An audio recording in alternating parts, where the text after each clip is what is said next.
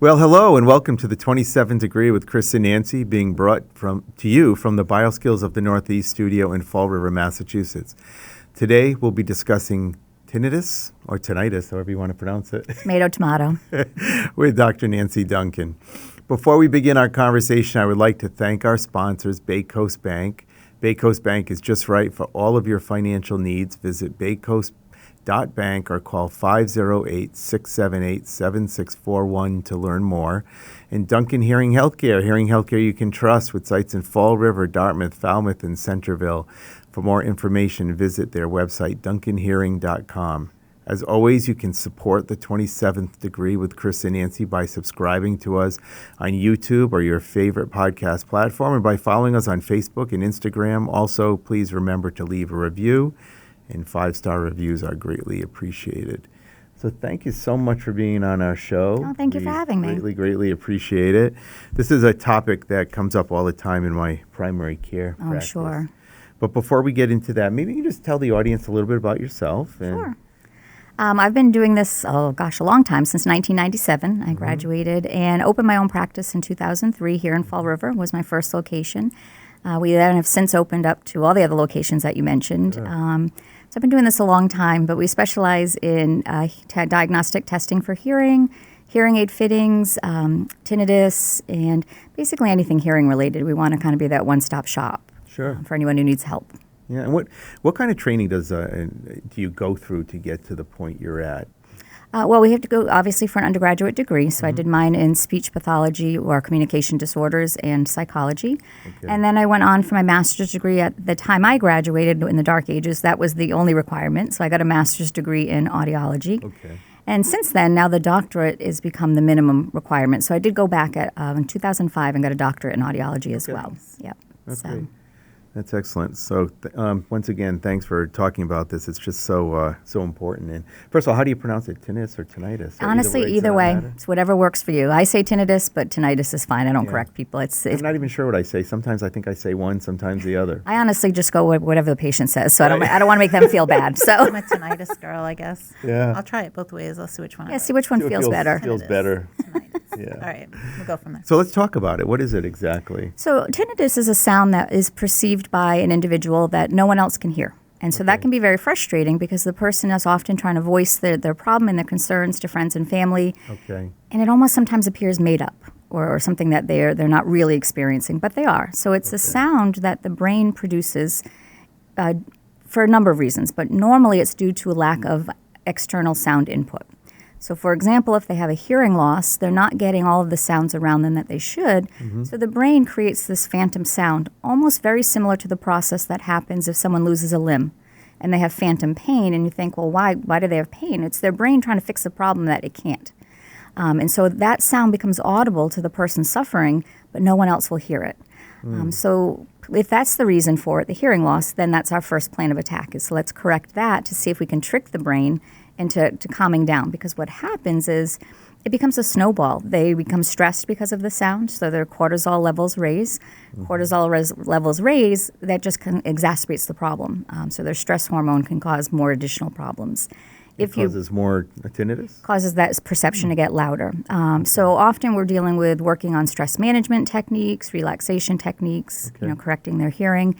If they then suffer any particular stress in their lives, which the tinnitus can cause stress, so it's sort of a chicken and the egg type of situation, they can then see an increase in their perception of tinnitus. Sometimes it can fluctuate. If they're undergoing a lot of stress or depression or anything like that in their lives, it can exacerbate those symptoms.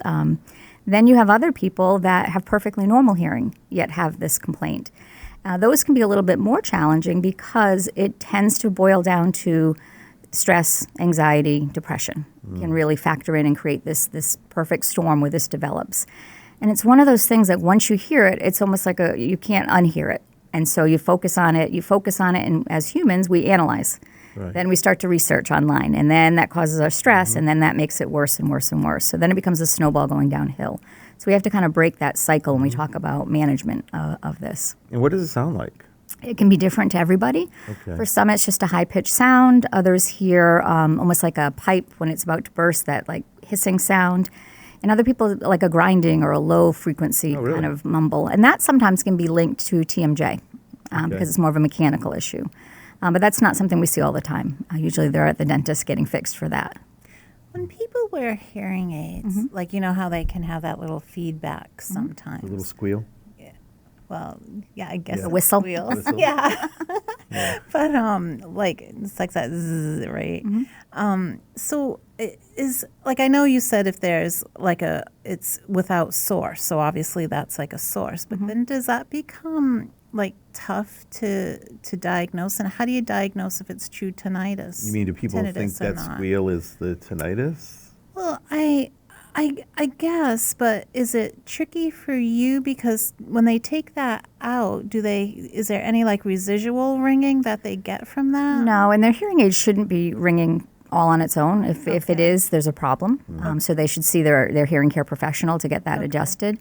But what can happen is a lot of people have the misconception that I don't want to get hearing aids because that's going to make this noise louder. Right. It's not. It's an internal noise. It's not external. So it's not going to amplify that. But what can happen is it can really help the brain go, oh, wait a minute, there's sound out here. I'm going to focus outward rather than inward. And so you'll often have people that immediately when we put hearing devices on them on a demonstration, they'll say, what did you do? It's gone. It doesn't go away completely. I don't want to give that misconception. Right. But they can really see a lessening of it. So then we give them strategies for when they take their hearing aids out overnight. We really want them to avoid silence because silence is their worst enemy. It's going to make their focus go right to that noise. That makes So we recommend like tabletop sound generators, or there's free apps now on the phone that can play nature sounds and different things. Right. And we do recommend that they switch up that sound periodically because the brain's a funny thing and it will get bored and go, I'd rather listen to my sound internally. And so it will do that. Is that why some people say they hear it more at night? Yes, because then they're in a totally quiet world. And I use the example of a candle.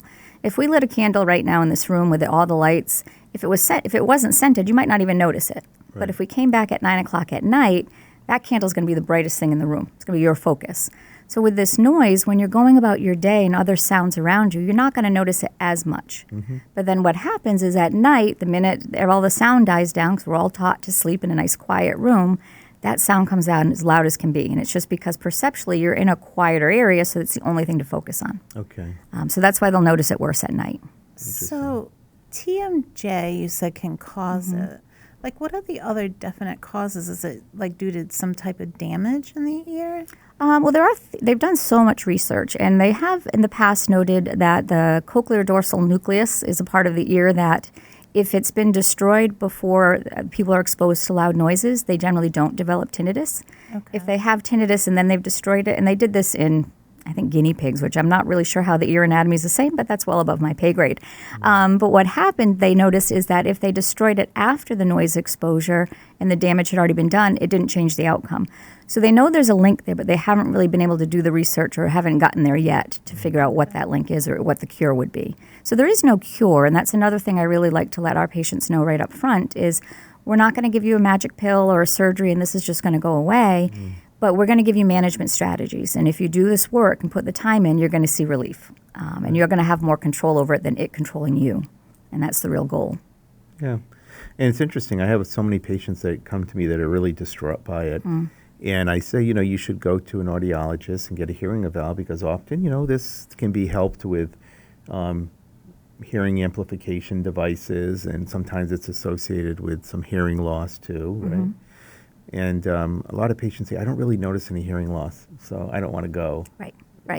And we give out a series of questionnaires before a patient comes in, and one of them is a questionnaire so we can kind of tease out how much of it might be hearing, how much is the tinnitus. Because sometimes they're so consumed by that noise, they're not realizing what they're missing, or they're contributing what they're missing while I'm distracted by that. Right. So sometimes it can be very deceiving, and we don't generally lose hearing loss overnight. Sure.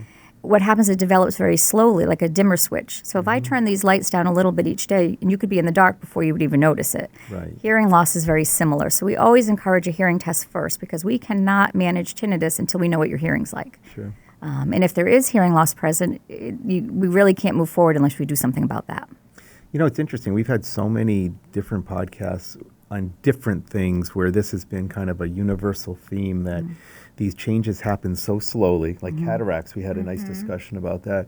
The patients don't really notice it until it's fixed. Yep. And then they realize how Well, it's kind of like remarkable pain the loss management. was. We're Right. great at putting off pain until it's fixed. You go, how did I deal with that? All these Right. things. Hearing's the same. I've often had patients say, I don't know how I functioned like that. Right. But it's exhausting for them, which also increases the risk of them getting tinnitus because of the fatigue. It's also probably exhausting for all those around them that have to yell all the time. And frustrating. And frustrating, yeah. So, We've saved quite a few marriages.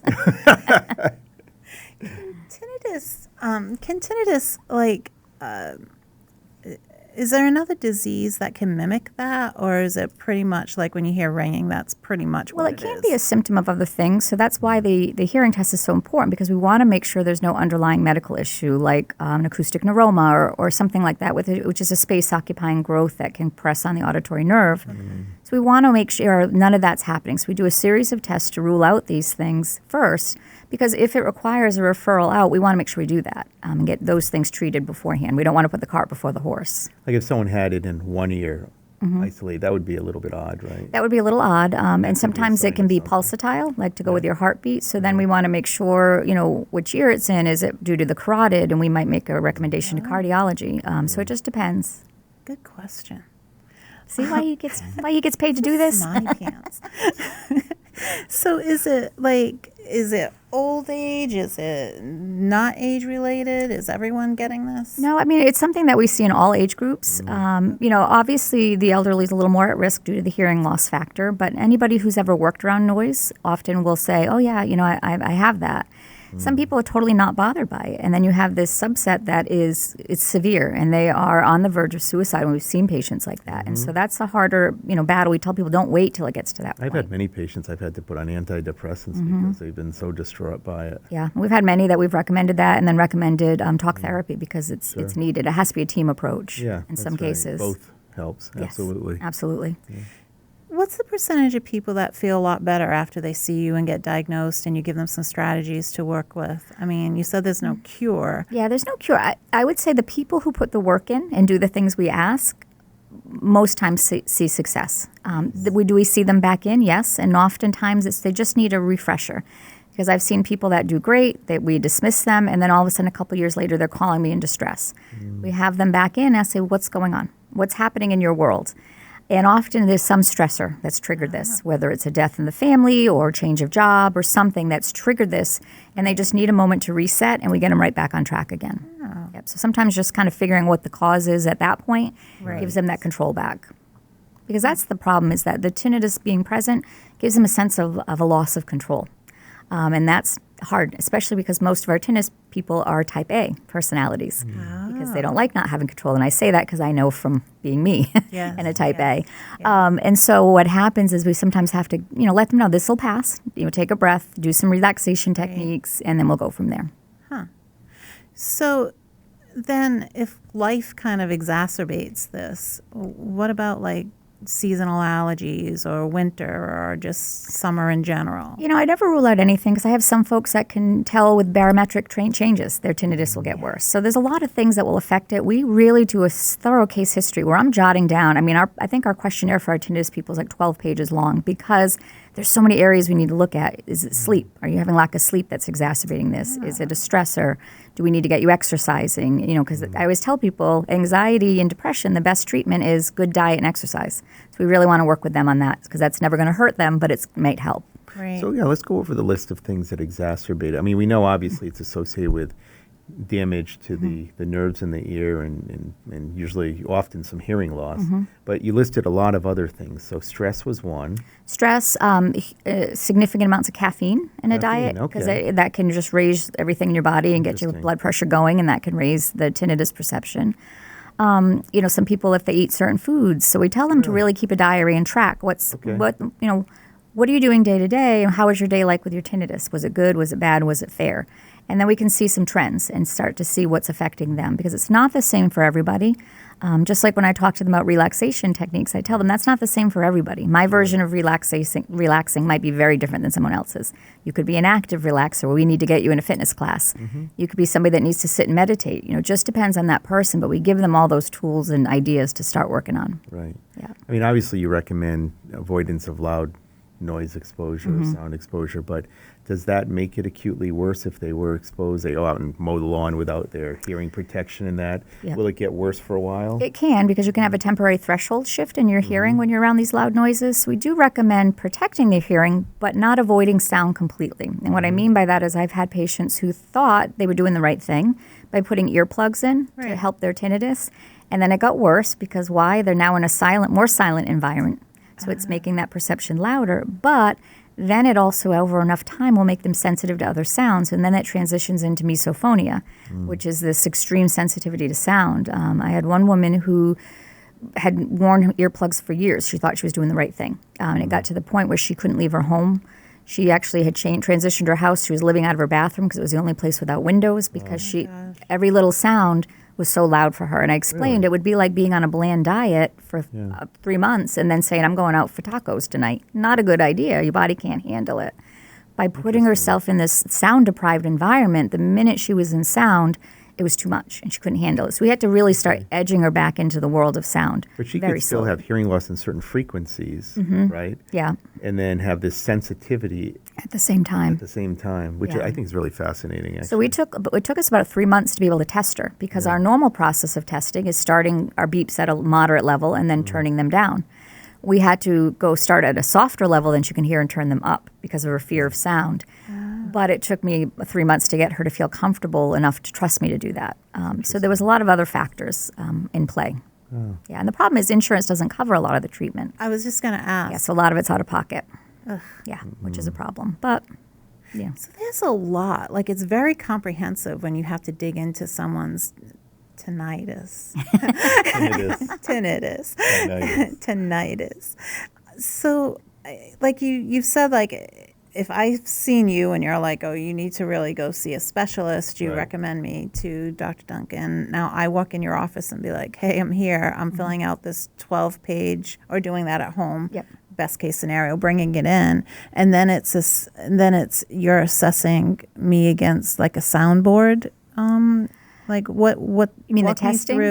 Walk me through the testing. So the bulk of value I get is out of the questionnaires and things they fill out, because often before I even see them, I'm like, okay, this is probably a trigger, this is probably a trigger. So I'll ask a lot more questions. And by the time we get to the testing, after doing the history, usually I've 2 or 3 things they've said that I'll just jot down that catch my ear of, this is probably a factor, this is a factor. Right. When I do bring that to light with them, they'll go, I never thought of that, but you're right. Because they're so wrapped up in it, and it's sort of like being in the middle of a storm. You can't see out of it because you're dealing with it. So we need to get them over that hump. But then the testing, you just start with your basic hearing tests, listening to beeps, repeating words, etc. Then we do some testing to make sure the middle ear is functioning and make sure fluid's not factoring in. We do another test called otoacoustic emissions, which tests the outer hair functioning, outer hair cell functioning, so we can make sure that there's no underlying damage. Not that it can be fixed, but we just need to know what we're up against. And then we do a series of tests to figure out the pitch and loudness of the tinnitus, so we can really hone in on it and find out what pitch it is, what volume, so that when we do fit hearing devices, we can really structure them and program them to compensate for where that tinnitus perception is taking place. And honestly, by the time we're done, a lot of patients already are seeing a lessening of it because they just feel heard, because they haven't been. The family's tired of hearing about it, and not present company excluded, but some physicians will just say there's nothing you can do about it and send them on their way. And there's nothing more devastating to this person who's dealing with that to hear those words. Exactly. So just to be heard and be believed is sometimes just enough that they start to feel better about the whole thing. The stress level comes down, which you said is a factor. Yeah, those cortisol levels start to lessen when they feel like this is a real thing, I'm not crazy. Yeah, well, you have to believe it's real, right? And a big issue, because there's all these ads you see for over-the-counter things that people are trying to sell, which of course don't work. Correct. And they're usually very expensive. And they're expensive. So whenever you see that, you know that this is a big societal problem. Correct. Yeah. And I try to tell my patients, it's sort of like floaters in your eyes. Nobody else can see them, but they're there. Right. This is the same type of thing. Analogy. Yeah, it's the same type. But I've had a lot of patients waste money on all of that stuff. The lipoflavonoids and all that. All of that, yeah. And we'll often recommend some vitamins, B12 and just a multivitamin, just to like right the ship a little bit, because the body needs to be prepared to fight this and put the work in. But are there really any supplements that really do anything? Nothing out there now that I've seen that I would say, oh, take that, it'll fix it. Right. Sometimes antidepressants will work, and so we'll partner with their physicians to get them on the right track there. If we see that stress is a real big factor, we need to get that kind of cut down. So we try to talk to them about lessening caffeine intake. If there's somebody that has 12 cups of coffee in a day, we tell them not to go cold turkey because it will make it worse, because now the body's under duress from the lack of caffeine. So we try to tell them just to kind of ease off of it gradually, no big changes. Or if they have a lot of salt intake or things like that. Right. Yeah. Right. So just normal good health advice. There's a lot out there lately about, last few years at least, about cognitive decline and hearing loss and dementia. And that, is there any association with, and I don't want to scare people out there, but with untreated tinnitus, and does it cause any cognitive issues? I know depression and anxiety are often an issue. But Correct.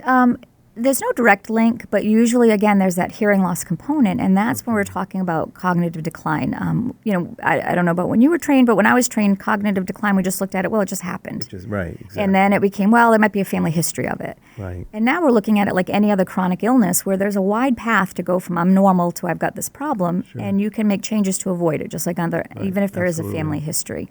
So we really talk to patients about this, even when we're doing hearing testing for hearing loss alone, never mind the tinnitus, we need to look at this. We do a screener called the CogniView, so it's not the drawer clock, none of that stuff. It's computerized. And I've been amazed at how accurate it is. I had a gentleman the other day that was no different than talking with the two of you, and his came out funky, his CogniView. And I said to him, it's coming out a little odd. I'm not sure it's a one-off. We might want to repeat it. This is showing some changes in executive function and this, and this. And he said, no, that makes sense. And I said, okay, explain. Well, he failed to tell me during his history that he'd had a stroke. And it was picking up on that. And looking at him, sensitive test. Yeah, and then looking at him, I had no idea, but that's how it picked it up on it. So it's important. And then that hearing loss component, they find that the cognitive decline is often because of the cognitive fatigue. Listening is hard work. And when you're having to work harder than anyone else in the room to listen, you're putting a strain on your brain that's unnecessary. And when that occurs, over time, the brain can atrophy, because it's like any other muscle in the body. You can't overwork it continually without it breaking down. So it's not a scare tactic, but it's one of the risks, just like if you didn't correct your vision or your diabetes or your blood pressure. It's a perfect storm, and we need to right the ship to avoid these things. Primacare is Southeastern New England's trusted leader in medical care. With offices in Fall River and surrounding communities, we're dedicated to your well-being. Our carefully selected team of more than 150 providers offers world-class primary and specialty medical care. Primacare doctors are supported by a skilled staff trained to deliver comprehensive radiology, imaging, and testing services. Primacare is large enough to take care of all your medical needs, but small enough to care for you personally. Primacare is by your side. Talked about earplugs and what happens with those. What about like AirPods and even over the ear? Yeah, all problematic because we're seeing it a lot in a younger generation. Most of my patients when I started practicing almost 30 years ago were folks that worked in the factories. They had noise exposure from being hard workers, and there wasn't hearing protection. We weren't educated at that point. Now OSHA came in and they've educated workplaces, and now you just have people who don't want to follow the rules. That's one aspect. Right. Yep. But we're seeing more and more young people just because of concerts and loud venues and earplugs, and headphones and gaming headsets and all of this. So with my own son, I did the rule of if I can walk in the room and have a conversation, you've got your headphones in, we're good. If I'm trying to talk to you and you're yelling back because you can't hear me, they're too loud. And that's sort of just a quick rule of thumb, because we're seeing younger and younger generations needlessly injure their hearing. Yeah. Yeah. I don't know if I would pass that. Would you pass that all the time? Do you wear AirPods? Not really, no. You don't? No. Good. No, I really don't. That really. But what about when I'm on an airplane, I'm watching a movie. What about when you play in the band? Do I wear hearing Like protection? earplugs? Well, we play. So when I play in our practice space, we play really low volume. So we have electronic drums. So Nice. Oh, good. we don't have to have everyone plays above the drums. The drums are the rate limiting factor there usually. Oh, So if you have electronic drums, when I play out, so what we're trying to do now is use like in-ear monitors, so we're not it protects our ears, but we don't have to. It filters. It filters, and we don't have all that loud The sound doctor's exposure. smiling. But, I guess but you it's, get like an A. it is So really far, so good. it's weird. It doesn't sound the same. Yeah, so it takes. I always tell people wear them when you're practicing, so you can Yeah. get used to the sound. We have others that might do more acoustic things, and they'll get the filtered earplugs that are not the monitors, And but I they have can those filter. too. Yeah, And they basically like the foam ones, you lose all the treble, all the high Correct. but the filtered ones are really good. It sounds just like what you would hear without them, just at a lower decibel level. correct. And I have musicians that get 2 sets of filters, so they'll get one when they're practicing, which is a little bit stronger filter, and then they'll get a lesser filter for when they're gigging, so that they can hear it a little bit better. Yeah. So there's a lot of different factors to help because noise exposure causes the high frequency hearing loss, which the tinnitus often goes hand in hand with. Right. So the best thing you can do to avoid this is protect your hearing, at all counts, and then that should lessen your risks of developing tinnitus. So then is it ever like a sudden onset? Because like from our conversation, like I've just been listening to, it seems like you do all these things and gradually it gets like to the point where you have it. It can be a sudden onset, and that's very disturbing for folks when that happens, that they wake up one day and it's just there. I'll give an example. I had a family member one time that called me at work one morning and said, "It's weird, I woke up today and I can't hear out of one ear, but it sounds like a broken speaker and I've got this weird noise." I said, "Come see me right now." And he's like, "Well, I'm going to call my doctor and I'll get some antibiotics." I said, "Come see me right now." I got him in by the end of the day with an ENT after I tested him, sent the test over, and he needed prednisone because it was a viral attack on the ear. And that happened suddenly, and the tinnitus was the first thing that they picked up on. So it can be a sudden onset, and that needs to be addressed How did ASAP. that go? Did it help? It did, because normally you have about a 24 to 48 hour window with sudden changes like that the prednisone will work, or the steroid treatment. And because we caught it so quick and he called right away and had the foresight to do that, his hearing restored itself and it did diminish. I've had a number of patients who waited and they had permanent. I have people you that think wait it's 2 or gonna 3 weeks go before they even away. call the physician, Right, and and then then damage is done. It's Right. a viral process, and the nerve damage is done, and once it's done, it's done. Yeah. So you have like a 24-hour window? Yeah, 24 to 48 before you can It's so expect changes. tough Yeah. because like I'd be like, oh, I probably like was swimming and it just like the Yeah. water hasn't A lot of cleared people or think that, something. yeah. Yeah, well, I mean, You know? I'm a rub some dirt on it kind of person. Like, I'll be fine, and then it becomes a Yeah. bigger problem. I mean, sometimes it's tough to call within 24 hours because you're like, I don't want to be a Patients baby. rationalize. We all rationalize about everything in Yeah, our life. yeah, We everything's don't want to fine. think the worst. No, never. Until you get to a certain age now, and I'm like, oh, is this what's going to take me out? Right? Like, yeah. Got this ache. right? Oh, no. Gonna Must be a heart on attack or your something like that. tombstone. Exactly. Tinnitus. Sometimes it is. Hopefully not. Yeah. So now, do you have to do specialized training or? You should. So I did. I went for a course at a Salis University. That's where I got my doctorate. They did I think it was a 9-month training. Oh, wow. So we had a lot of different classes. And I will say I'm so glad I did that because I really could learn the science behind it, and not just, well, I'm going to slap some hearing aids on you, because a lot of clinics think that's the solution. Sure. Right. That's part of the solution, but it's a puzzle. You've got to figure out what we need and then put those puzzle pieces together. I then did another training through American Academy of Audiology. That training I've done, and I've done some other weekend courses out of Connecticut. There was a practitioner, Dr. Bauman, who had a whole tinnitus treatment, took his courses, and so continually learning because it continually changes and shifts. It's not something where they have a definitive answer. So as research gets better and better, we've got to keep up with it. But it's complicated. I mean, you have to look at the frequency, all these factors, right? Correct. And you have to always look outside of audiology because sometimes that's not the only cause. But it's why, I see all these ads for these, $300 hearing aids, and Yep. that's why they're probably not that great, because You get what you pay for. you get what you pay for. It's just amplification, but it's Correct. not going to address particular frequencies and issues and whatnot. Right. And if they're misfit, then that can cause damage. So it's you have to be very careful with what avenue you decide to go down. And there's some new treatments out, something called linear, which actually involves biting down on something, and it plays these tunes for 12 minutes a day. And that's actually, sounds crazy, but it's had some success. It's newly rolled out within the last 2 years here in the States. And they did it first, I think, with like 10 practices, and now it's growing. I'm kind of holding my ground waiting because I've So heard you're mixed biting results. down. Is it like a conductive type of? It's so a It's going through conductive. bone conduction, or? It's vibrating the teeth and everything, and then supposed to be stimulating the ear as well. But the problem is it costs $3,000 to $4,000 by itself, and often people need hearing aids on top of that, which is, again, another several $1,000s. So it's not realistic for everybody, and insurance doesn't cover it. And I've heard mixed results because often I have a friend who that's all her practice is tinnitus in Minnesota. And I was talking to her about that the other day, saying, should I get on board yet? And she said, don't do it yet. Because people still need to do all the things you're recommending, which a lot of folks, the minute you start telling them everything they won't have to do, they don't want to do it because they just want something to fix it right away. Right. They want a pill, and that's not possible. Do they have to do everything all at once? No, I mean, we give pretty basic things. It's not that their whole life has to change, but I'll recommend, there's one of our apps has a deep breathing, guided deep breathing. Because I said, most of us breathe up here. We should be doing diaphragmatic breathing, and it's not easy just to jump to that. So it's sort of like following the bouncing ball. Breathe in, breathe out, then it slows it down, slows it down. So I tell people, do that 3 or 4 times a day for 5 minutes. It's not going to interrupt your life, but it will give you that relief to release that cortisol a little bit. Then we give some guided meditations that they can opt to do, or, what are some things you enjoy doing in your free time? Do more of that. I had one woman whose tinnitus was very severe, but she was in life a giver. She was the type that did everything for her family, her grandkids, and gave of herself consistently and never took care of herself. And so some of her assignments were, go get your nails done this week, because she enjoyed doing that. Or she used to like making bracelets that were beaded.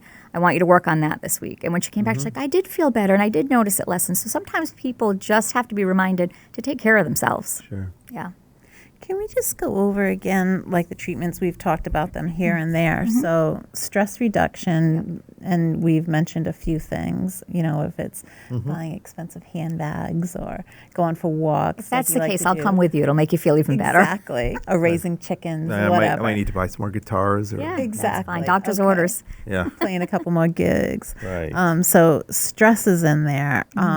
We talked about diet. So your diet therapy, which is just basically eating a more healthy diet, healthy everything diet. in moderation. Yeah. We talked about a little bit about the white noise, and it's more like a distractor. And we talked about the apps for that. And then I noticed on your website you had CBT and some sleep hygiene as other treatments. Can you talk a little bit about those? Yeah, so it's cognitive behavioral therapy, which I am not certified in, but we recommend some strategies that are like a CBT therapist, because it's hard to find some that just focus on that. Because you want to start teaching the person how to kind of change their mindset, almost like mind-body stuff, of not looking at this as a negative, but finding the positive and finding some changes. Because sometimes just shifting your mindset can shift everything. But a lot of people get so, and I understand why, they're dealing with the sound they can't get out from under, so they focus on it negatively, and then they just become negative all of the time. And so we have to kind of break that cycle. So we teach them strategies to work on that. If somebody's really struggling, we'll work with them to find a therapist to see, because that might be what they need. The sleep hygiene is just your basics, because a lot of times people are lacking sleep because of the tinnitus, but then they have poor hygiene, meaning they're watching TV in bed, they're looking at their iPad or phone right before bed, and that blue light will keep you awake and not let your, I can't think, what is the hormone you have for when you go to sleep? It starts to drift off, and you can take it in a pill form. Melatonin? Yes, melatonin. I couldn't think of it. That we need to lower your level so your melatonin can creep in and help you drift off to sleep. But that blue light keeps you at alert. So we talk to them about, because a lot of these people, when I talk, are like, well, I'm sleeping on the couch now because I'm interrupting my spouse by staying awake. Like, we need to get them back into good sleep patterns. So that's part of the questionnaire we have, so I can find out what their weak link is and what we need to really focus on, because it's going to be different for everybody. It's not the same recommended treatment for every single person. It's a lot. I was just thinking, because I have some bad habits like that. Like I'm a look at my phone person when I'm lying in bed, because sometimes that's the only time I have to like scroll through and catch up on things, Yeah. But then there's a couple of reasons why that's not good, Well, recently my husband and I, we've been married almost 30 years, and I've watched TV in bed every night, put the timer on, it shuts off maybe an hour after we're asleep, and we're always on our phones. And I said, let's stop that, because I was having trouble going to sleep, which probably menopause related, but still, it was not easy. Yeah. And immediately I slept a solid 8 hours. Did you? Yeah, and it really has been working. As much as it kills me, it's still hard not to watch the TV, but it does make a Do you watch difference. TV in bed? I listen to podcasts. Yeah.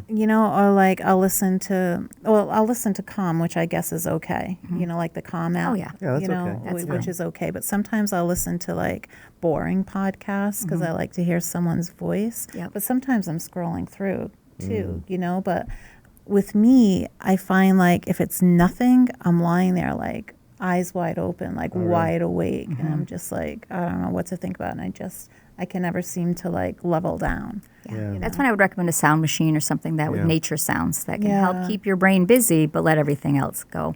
And I have folks that say, well, I don't have a problem with sleep. I'm not going to use the overnight sound. And I say, you really need to, because it's not about helping you sleep. It's about helping keep your brain busy so it's not focused inward on that noise. We need to keep it focused outward. So it's not about helping them sleep. It's helping them keep the brain distracted. Because we sleep, but our brains never rest. That's why we wake up with dreams, and our thought will wake us up. Yeah, So we need to keep the brain busy. Are there any concerns with sound machines with inducing hearing loss at all? No, because we talked to them about the goal is to keep the sound machine at a level of competition with their noise. Okay. So the brain's forced to make a choice. Okay. If you put it loud enough that you're no longer hearing your noise, what's going to happen is when in the morning when you wake up and turn it off, it's going to be louder than ever.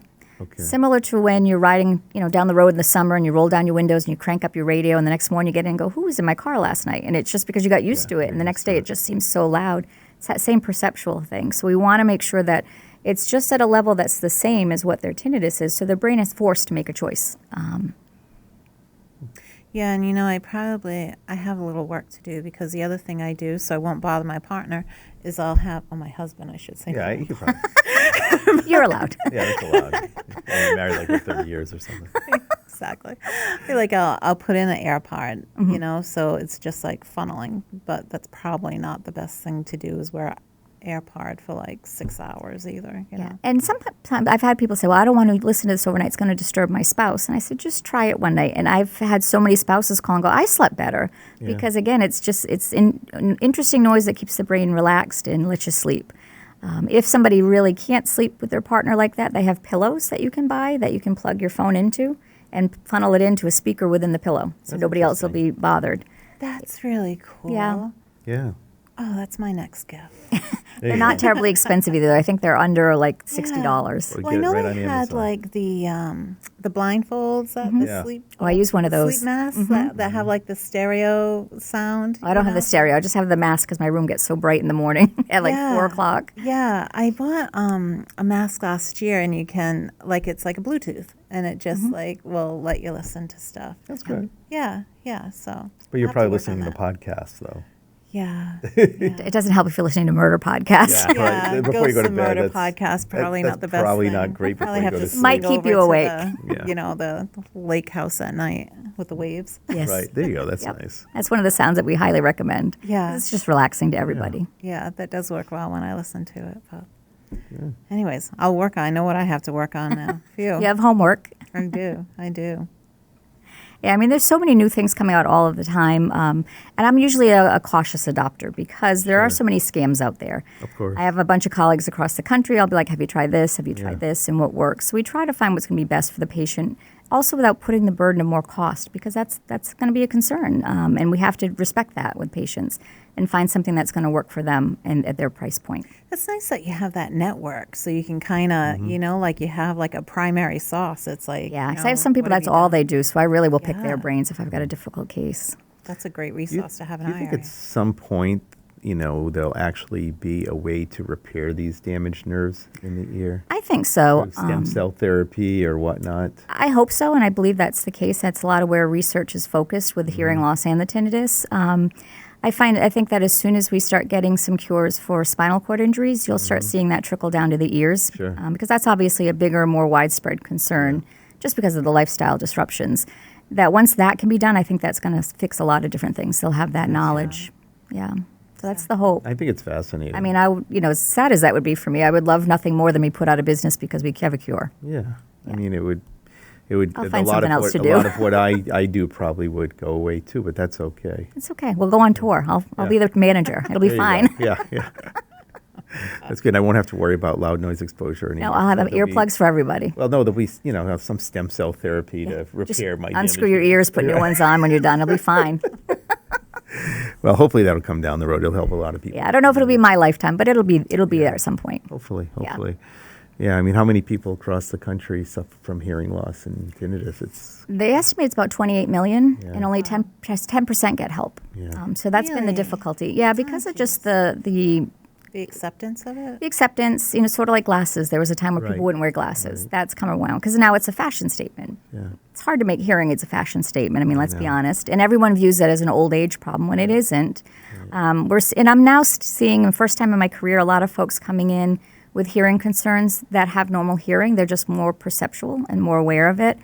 And there's less stigma. So my hope is that'll continue. And we'll start to see more people. I have a lot of folks that come in, their hearing's normal, which is great.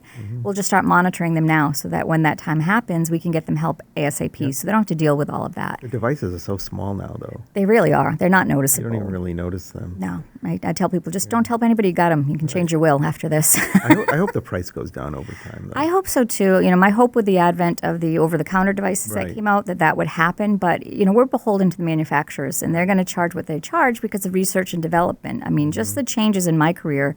When I first got out, we didn't even have computerized hearing aids. We walked around with a little screwdriver in our pocket and would say, how's that sound? That was it.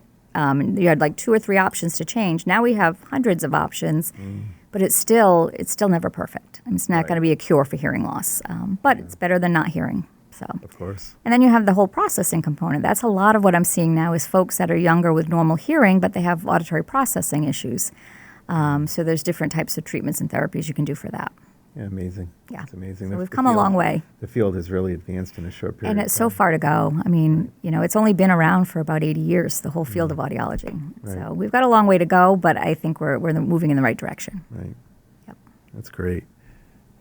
I learned a lot.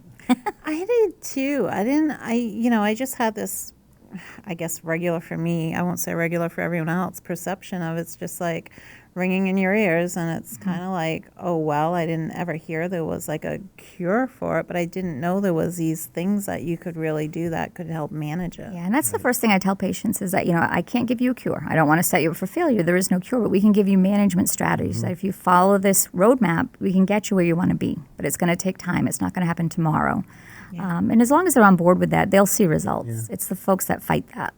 But I mean, it's an important message to get out there because I think the message still is that people are hearing is there's nothing that can be done, and it's not a big deal, which it is a big deal, Yep. particularly for a lot of patients. And I still have people coming in saying, and again, present company excluded, my physician told me that my hearing's just due to my age and there's nothing that can be done. Yeah. And I'll look at them and say, that's like saying your vision's due to your age and there's nothing you can do. You wear glasses. There's solutions. It's not a cure, but it can fix and help. So we really try to get that message out because I don't want people suffering in silence, literally. Of course. Yeah. And I think a lot of people do suffer. Because I don't realize how it's affecting everything around them, their relationships, their mental health, Sure. their isolation, and then leading to dementia and Alzheimer's, which then all of those things, the isolation, make all of that worse. Right. I had a woman that is so memorable to me was when I first opened my practice. She had come in, her husband had called ahead and said, she's been diagnosed with dementia. I just want to give you a heads up. She's got good days and bad days. I said, no problem. We work with that all the time. But when she came in, I thought, wow, she's really far advanced. And he had said she just got the diagnosis. And she just was sitting there looking down, not talking to anybody, not interacting. And we brought her in. She had hearing aids on, but they were no longer appropriate for her. They were quite old and her hearing had changed. So we got her new ones, and then her follow-up visit, it was a different person I went to get in the waiting room. I had to pull her out of the waiting room. She was chatting with everybody and socializing with the front desk because she now could have that social component again. great. Didn't change her diagnosis at all, but what it did is keep it from looking worse, and it didn't exacerbate it, and that's Yeah. what we want. Well, that's great. Yeah. So I would think that her husband must have been thrilled. He was, because he got several more years where he could enjoy her personality with Right, her. Yeah, right. and it wasn't that we cured anything, but it just gave her that social aspect back. Yeah. And That's she great. didn't even realize that was the problem. Right. So, Nice. Fascinating. yeah, I mean, that's the rewarding part of what we do. When we can help someone like That's that. great. Do you have any other questions at all? I don't. I'm just so impressed that there's things that you can do. I learned a lot today. Right. Yeah, so I think at the very least, we can give people hope that you don't have to suffer alone. Let us know, give us a call, and we'll help you out. That's great. And how do people contact you? The best is they can call the office at 508-674-3334, or you can always go to the website, www.duncanhearing.com, and we'll get you in the right direction at the right location, whatever works for you. And I will just say, too, on your website that you have a section on tinnitus. I guess I'll stick with tinnitus now. Go either It's way. really nice. It's really thank you. informative. Yeah, we try to put a lot of information because I know how I research things. I want to research it to the nth degree before I sign on, so we And want to it's give people valid. that ability. Like you're not going on some website that's like dotty, dotty, dotty, and you don't know if it's valid or not. Right. Because it's not about selling somebody something. We need to find out what the things you need are and then put you in the right direction. Yeah. So I think the one message you'd like to leave people with is don't suffer in silence. Absolutely. Right. Absolutely. There are things that can be done. Yeah, no matter what you're dealing with ear related, there's, you know, I've had people wait years to come in, and then all it was that they needed wax taken out. They had never mentioned it to their doctor. They'd never mentioned to anyone. Their family finally dragged them in, cleaned their ears out, and tested them. And they were fine. They put up with that for so long for no reason. That's terrible. Yeah, and it's just heartbreaking. Yeah, I've had that happen in the office too. I mean, I'm like, you know, you're yelling at them because they can't hear. You know, And it's hard to look pleasant when you're yelling at somebody. And, you know, you look in their ears and there's a big glob of wax and you say, do you want me to take that out? Let's see if it makes your hearing better. And you do, and they can hear things for the first time in a long Years. time. Yeah. It's remarkable. And that can cause a temporary cause of tinnitus as well. When you ask what can cause it, is some people say all of a sudden it started, and I'll automatically go, let me look in your ears, because a lot of times it's just wax. And the minute you get the wax out, it'll take care of it, because when it's blocked, it's a temporary threshold shift in their hearing. Right. So because they're not hearing, the tinnitus kicks up. So it's important to get everything looked at, because it can be something complicated. simple. I mean, it needs a really thorough evaluation. It really does. I mean, our first evaluation when somebody calls with just tinnitus is about 2 hours. Wow. And we, you know, probably the first 45 minutes is just the history and gathering information. Yeah. So, but it's worth it in the end. Well, thank you so much. Thank you being for on our having me. I show. enjoyed it. Thank you. This was great. We all learned a lot. I'm sure our audience did. I learned a lot. Me too. Nancy, I'm sure you did too, right? I did. Yeah. I It was did. great. It I was thought great. you were asking me. I'm like, I hope I didn't learn anything new. No, that would be a problem. That would be a big That problem. would be a big problem. But thank you, everyone, for listening to our show. If you'd like to become a sponsor, please contact us at 617-775-3737. Special thanks to Ron Gamache for our intro music, Primacare, your trusted medical providers in southeastern New England. The BioSkills of Northeast for producing our show, and available to produce your show by calling 774-301-8811. Bay Coast Bank, just right for all of your financial needs. Visit baycoast.bank or call 508-678-7641 to learn more. And of course, Duncan Hearing Healthcare you can trust, with sites in Fall River, Dartmouth, Falmouth, and Centerville. For more information, visit their website, duncanhearing.com. Thank you, Dr. Duncan. Thank you very much. We appreciate you being here. Wonderful. This Have was a a great great day. talk. I learned a lot, like I said, and I'm sure our audience did too. Good, and I hope Such so. an important topic. I really was excited to have you on. Good, 'Cause good. I hear this all the time. I was going to say, you must see it all day, every day. Patients complain all the time, and it's such a struggle to get them sometimes to go for an audiology eval. Mm-hmm. And I wish more patients would. Well, it's that fear of the unknown. So if we can Right. take a little bit out of the way and make that less of a hurdle, that's what I want to be here for. Right, exactly. Well, thank you. Thank you again. Thank you. Great.